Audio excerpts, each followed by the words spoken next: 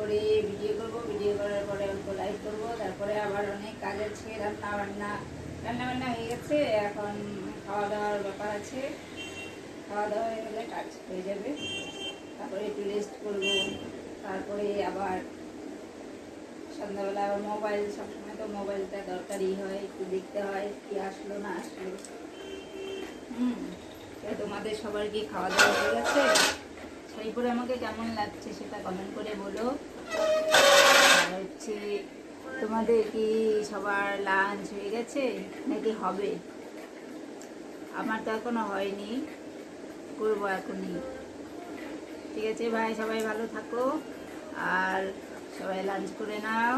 আর আমাকে এই শাড়িটাতে কেমন লাগছে সবাই কমেন্ট করে বলো।